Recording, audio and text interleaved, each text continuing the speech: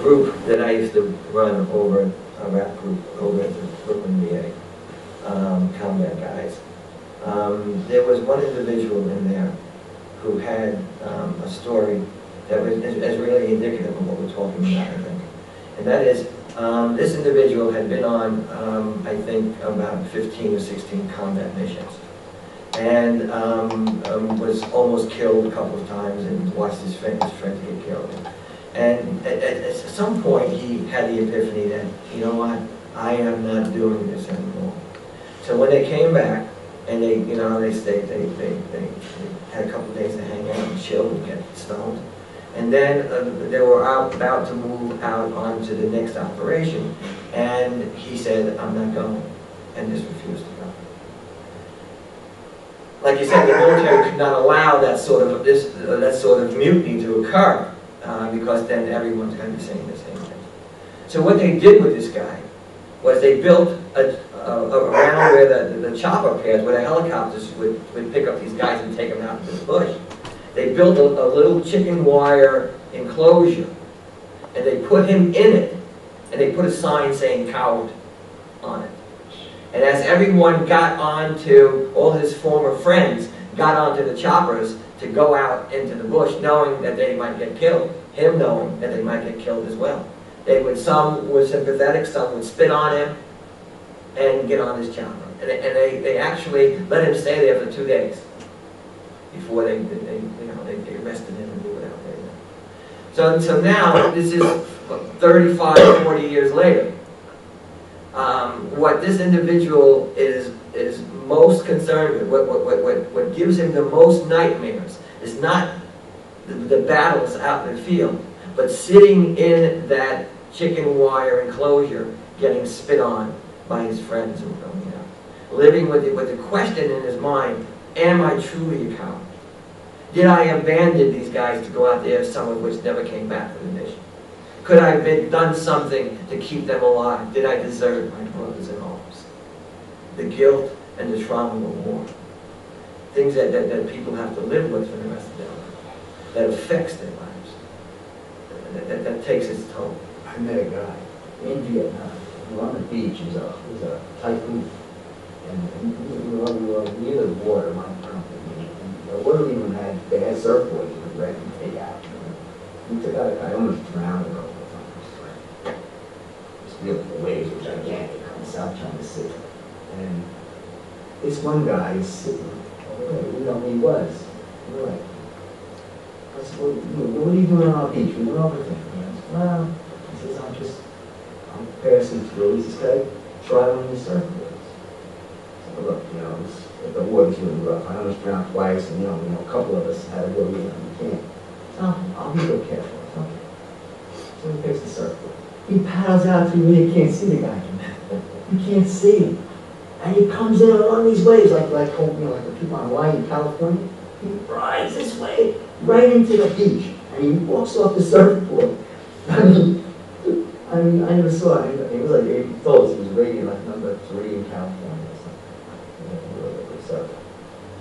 So now we wanted to know who he was and what he was doing there. And it goes, well, he was in one of the units of the 101st. The unit that had killed Henry Hannah's husband or something, and they kept killing everybody in that unit. And he said he came there as a unit. They came over on a ship, and everyone got wiped out. He said, and then they replenished the unit. He said, and they all got wiped out again.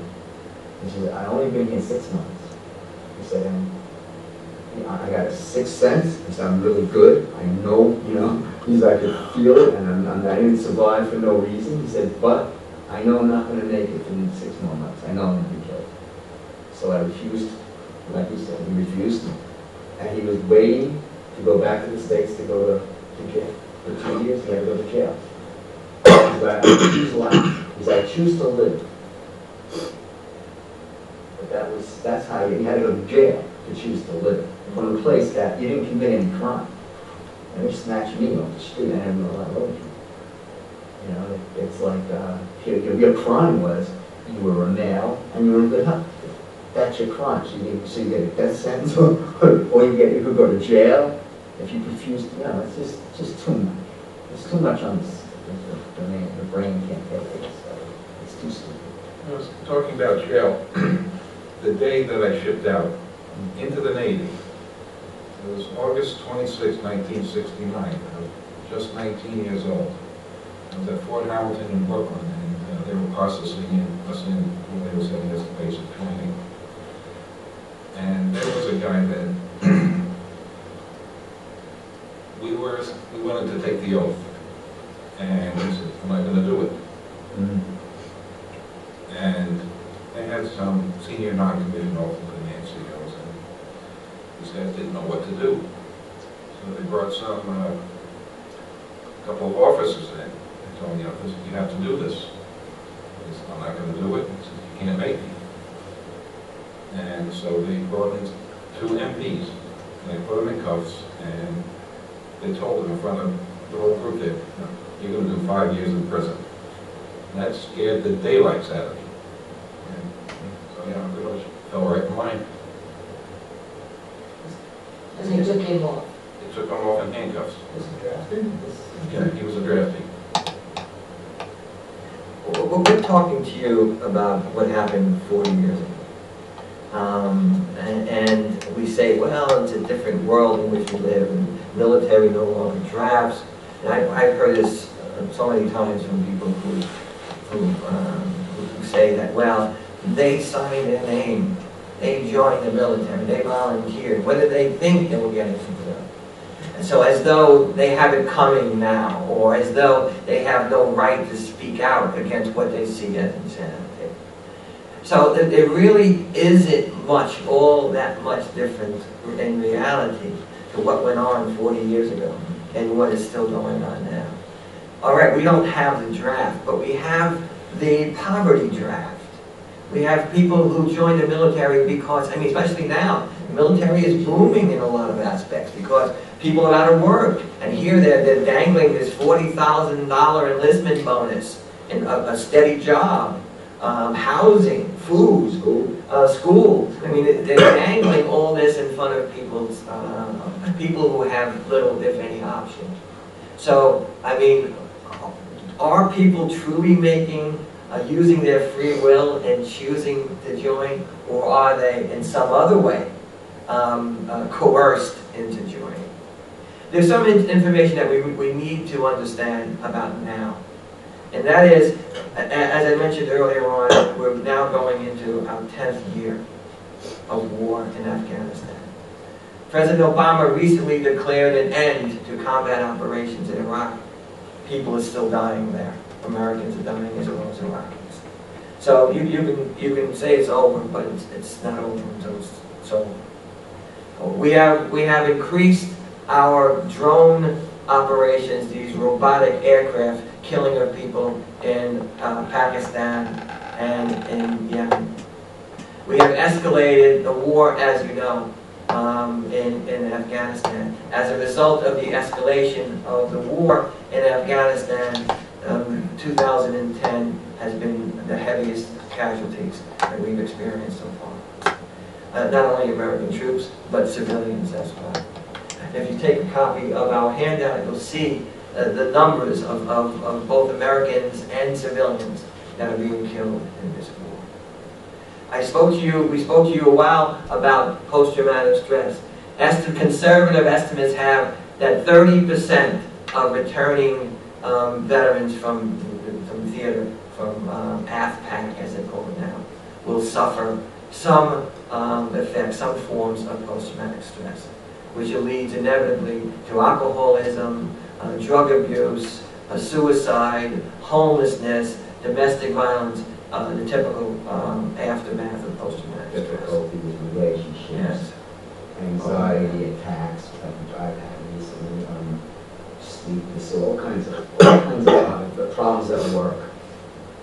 We have tens of thousands of soldiers coming home as casualties and wounded. Many with traumatic brain injury, which is the signature wound, the signature injury in Iraq and Afghanistan. Many of them requiring lifelong help from either the VA or from family members. We have, as I mentioned before, we have this notion of repeated tours of duty, deployments, making all sorts of negative impact upon the family members who have to deal with this constant going away of their loved one. We have situations of poisoning of our troops with depleted uranium.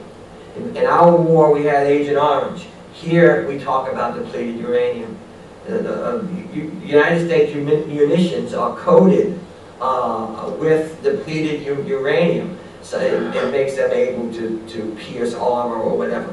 And as a result of that, this constant firing of depleted uranium munitions are contaminating people, causing an increase in cancers, various immune deficiencies, immunodiseases, birth defects in their offspring.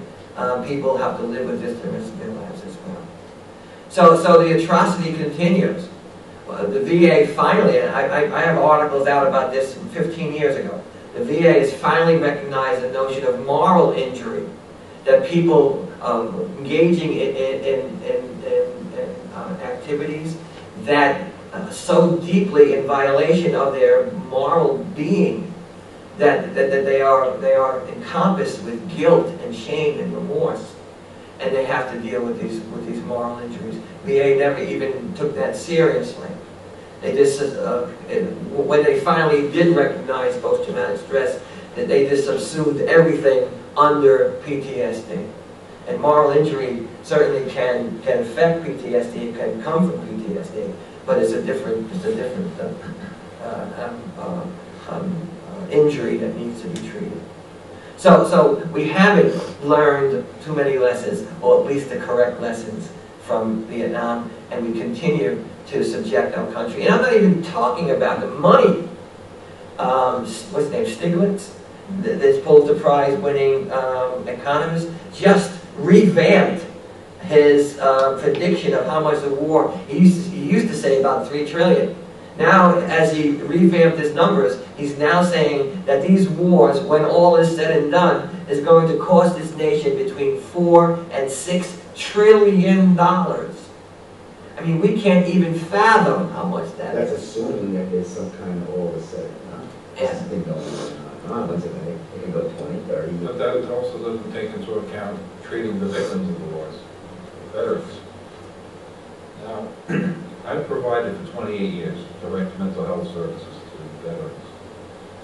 And I would say that the Iraqi and enduring freedom veterans I've seen probably a few thousand, I don't have numbers.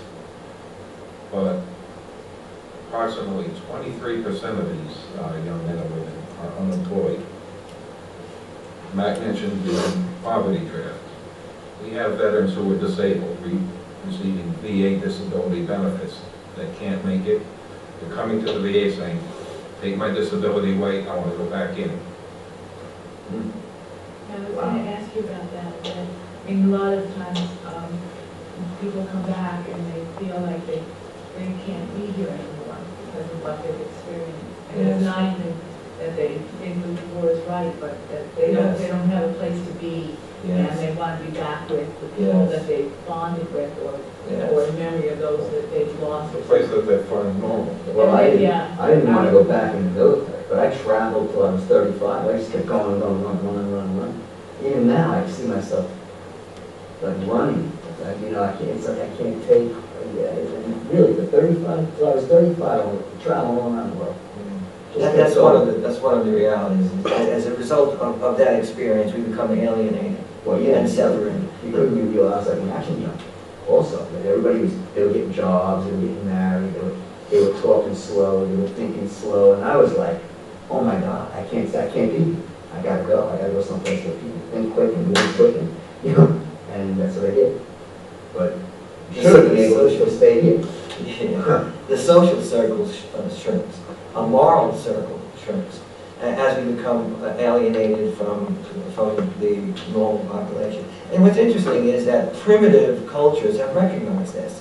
And the Native Americans, when warriors came back from war, or even came back from hunting, they were actually separated. They were put in isolation from the rest of the tribe until they decontaminate from what they call blood taint. So they would be isolated and undergone a lot of these rituals and cleansing, like the sweat lodge tradition, sweat lodge ritual. They would cleanse until such time as they would purge all the awfulness, the blood taint from their being, before they were allowed to reintegrate into the normal society. Unfortunately, we don't do that. We didn't do it then, and we don't do it now. People come back, especially reservists. Reservists come back from serving 12, 13 months in a war zone, and then come back and say, okay, thank you. Just don't go too far, because in 6 months we're going to reactivate you and send you back. So how do these people make that switch from an environment in which killing and cruelty and brutality was the norm to an environment where all of that is completely antisocial and wrong? So we alienate ourselves. We keep ourselves to people that we feel comfortable with, and we alienate our world. Look, a lot of us, when we were in country, the thing we wanted to go back to the world. Yeah. We didn't even call Vietnam part of the world. It was such an alien place to us that it was another world. So we wanted to get back to the world, thinking that we could just go back and jump back into the sequence of our lives. Plus there was something called psychic numbing. When we were in country, and they've changed that somewhat now. They do allow people to grieve. But when we were in country, when the guy next to you got killed, God forbid you felt like saying here and shedding a tear or two. You better not. Don't cry, get even. And that was the thing. So that there was no adequate expression of grief. We weren't allowed to grieve.